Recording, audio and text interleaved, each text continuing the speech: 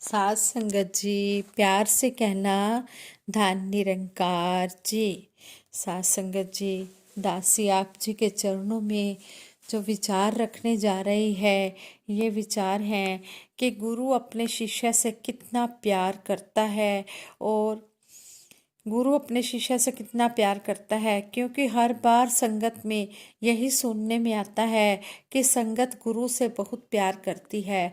लेकिन अगर हमें इस बात का पता चल जाए कि गुरु हमसे कितना प्यार करता है, तो हमारा प्यार गुरु के प्यार के आगे फीका पड़ जाएगा।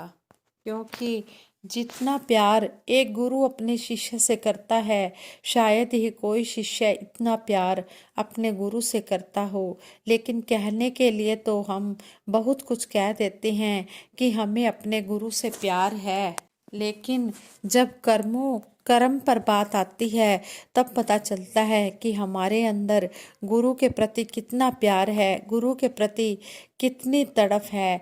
ऐसे ही दासी एक महात्मा की बात आप जी के चरणों में करने जा रही है। कहते हैं कि एक बार सेवा चल रही थी, संगत खूब बढ़ चढ़कर सेवा करती थी, जगह जगह से सेवा आती थी और सभी विनम्र होकर गुरु घर की सेवा करते थे। तो ऐसे ही एक बार सेवा के लिए आदेश आया कि सेवा पर जाना है। जैसा कि आजकल सभी सेवा पर जाते हैं तो अपने साथ किसी न किसी को तैयार कर ही लेते हैं, ताकि हमारा साथ अच्छा बन जाए।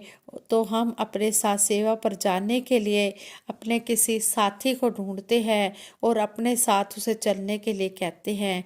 तो ऐसे ही उस समय एक महापुरुष थे, उन्होंने कहा कि वो भी एक इंसान के पास गए और उसे कहते हैं कि सेवा का हुक्म आया है, तो आप हमारे साथ सेवा पर चलो। तो उन्होंने सेवा पर जाने के लिए हाँ बोल दी उन्होंने। तो वो कहने लगे कि चला तो जाऊं और हाँ भी मैंने कर दी है, लेकिन जो मेरा पीछे मेरा काम है वो कौन करेगा। तो वो महात्मा कहने लगे कि मेरा सतगुरु आपके काम करेगा, आप एक बार मेरे साथ सेवा पर चलो तो सही।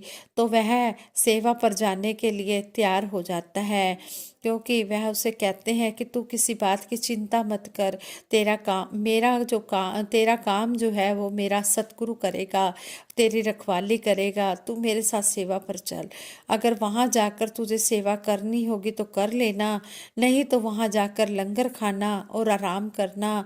मैं तो आपको अपने साथ के लिए लेकर जा रहा हूँ कि मेरा कोई साथी मेरे साथ हो जाएगा।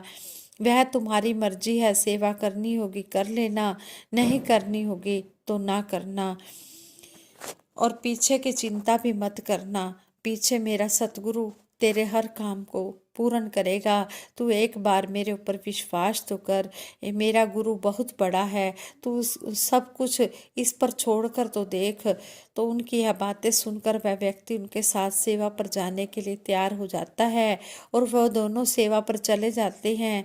तो वहाँ जाकर वह व्यक्ति भी बहुत सेवा करता है, क्योंकि जब वह वहाँ पर जाकर देखता है कि सभी काम कर रहे हैं, सभी सेवा कर रहे हैं, तो उसके अंदर भी सेवा करने की प्रेरणा जाग उठती है और दूसरे लोगों को सेवा करता हुआ देख वह भी जोरों से वहाँ पर सेवा करने लग जाता है।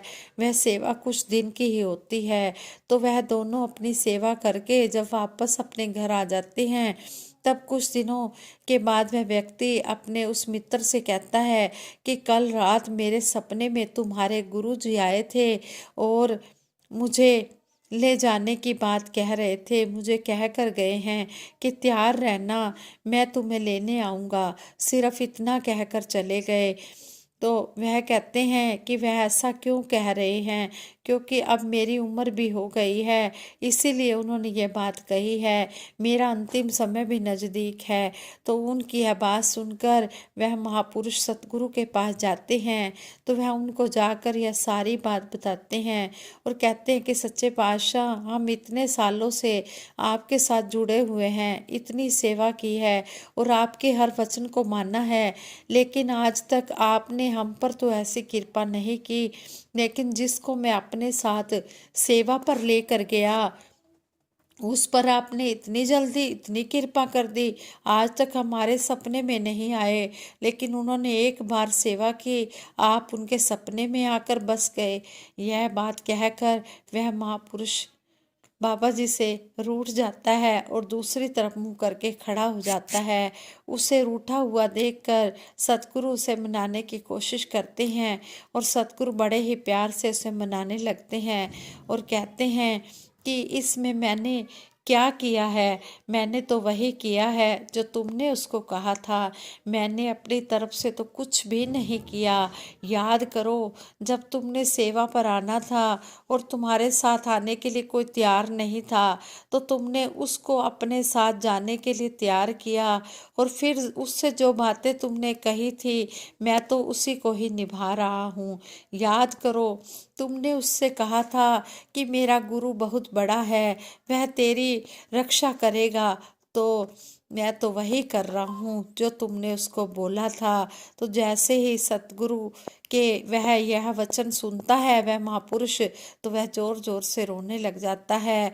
उसका रोना देखकर आसपास की संगत भी उस समय इकट्ठी हो जाती है और वह सतगुरु के पाँव को पकड़कर रोने लग जाता है और केवल यही बात कहता है कि सच्चे पातशाह मुझे बख्श लो, मुझे बख्श लो।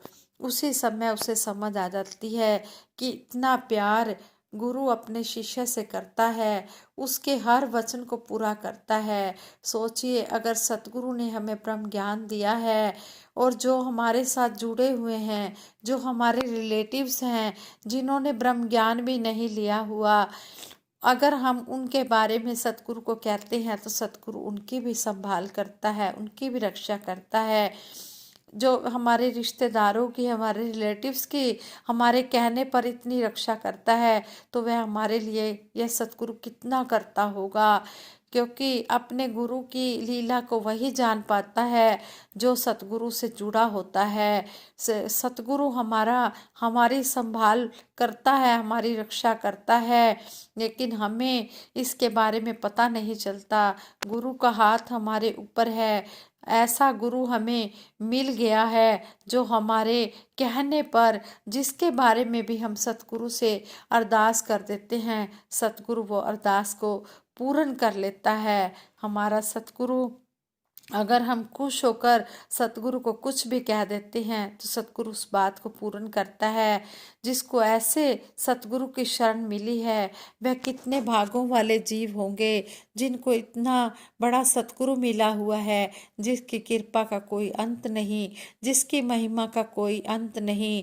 इससे हमें यही प्रेरणा मिलती है कि जिसको सतगुरु मिल जाता है, फिर उसको सतगुरु जब मिल जाते हैं तो सारी चिंताएं सतगुरु हर लेते हैं और इस निरंकार के साथ जोड़कर 84 लाख के बंधनों से उसको आज़ाद कर देते हैं। उसका आने जाने का चक्कर खत्म हो जाता है और कहते हैं कि फिर सतगुरु हर बात को मानते हैं, जैसे कहा भी है,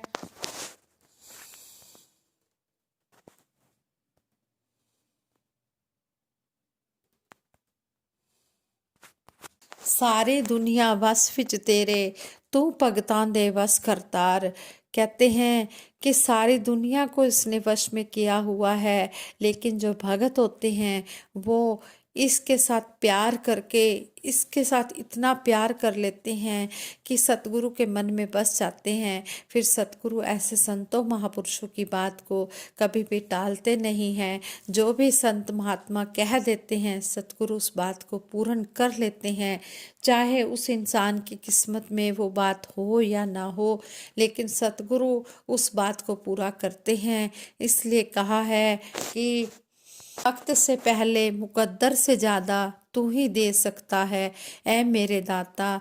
किसी को कोई भी कमी ना रहे, खुशी दे दो इतनी गमी ना रहे। ऐसे ही दासी एक और विचार भी सुन रही थी। वो विचार संत मूसा जी के, कि एक बहन बहुत ही सेवा करती थी, दिन रात संतों महापुरुषों की सेवा में ही लगी रहती थी, लेकिन उसके घर में औलाद नहीं थी।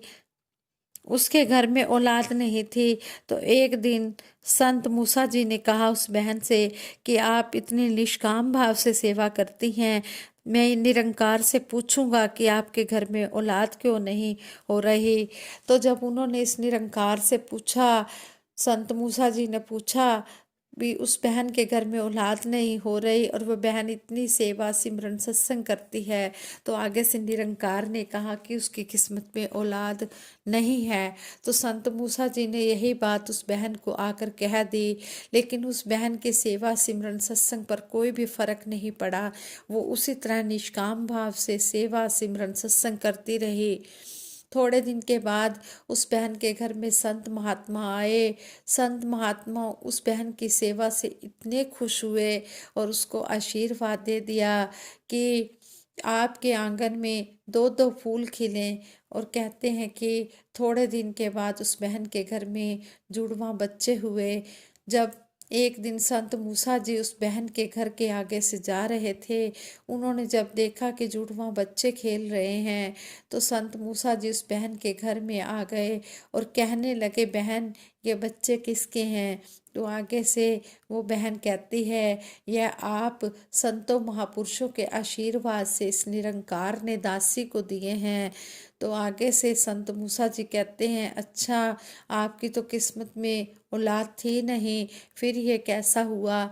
निरंकार से पूछा संत मूसा जी ने कि आप तो कह रहे थे उस बहन की किस्मत में औलाद नहीं है, तो ये कैसे हुआ। तो आगे से निरंकार ने कहा कि ये संतों महापुरुषों ने आशीर्वाद दे दिया था, तो उनका आशीर्वाद मैं कैसे टाल सकता था, उसको तो मैंने पूर्ण करना ही था। तभी तो कहा है, साधु बोले सहज सुभाए, साध का बोला व्यर्था न जाए। संत महात्मा जो भी आशीर्वाद दे देते हैं, जो भी वचन बोल देते हैं, वो पूर्ण हो जाता है। लेकिन पूर्ण उसी का होता है, कहते हैं कि पूर्ण उसी का होता है जो सतगुरु को अपने मन में बसा लेता है, जो सतगुरु की बात को अपने मन में बसा लेता है। सतगुरु उसी की बात को पूर्ण करता है। सतगुरु को जो खुश करते हैं सेवा सिमरन सत्संग द्वारा, वो बहुत ही पहुँचे हुए संत होते हैं, वो शक्तियों के मालिक बन जाते हैं। वो जो भी आशीर्वाद दे देते हैं वो पूर्ण हो जाता है।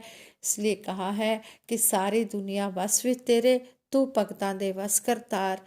सारी दुनिया को इसने वश में किया है, लेकिन भक्तों ने अपने सेवा सिमरन सत्संग के द्वारा इस सतगुरु निरंकार को अपने वश में कर लिया है।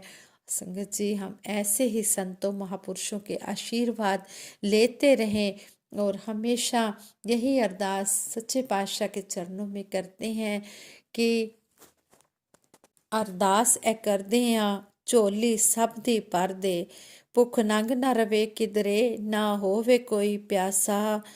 सच्चे पातशाह सबके घरों में खुशियां हो, खेड़े हों, ऐसी ही अरदास करते हैं कि सारे खुश सुखी हों, खुश हों।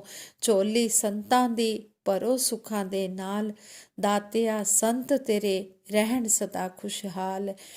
सब दे घर विच खुशियां खेड़े होन, किसी भी आंख में आंसू आए ना।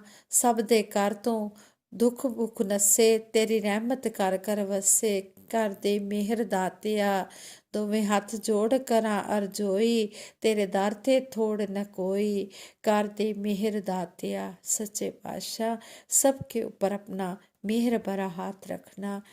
जे पातशाह, हम हमेशा आप जी के संतों महापुरुषों का सत्कार करते रहें। करा मैं संतां दा सत्कार, बख्शो शरधा भक्ति प्यार।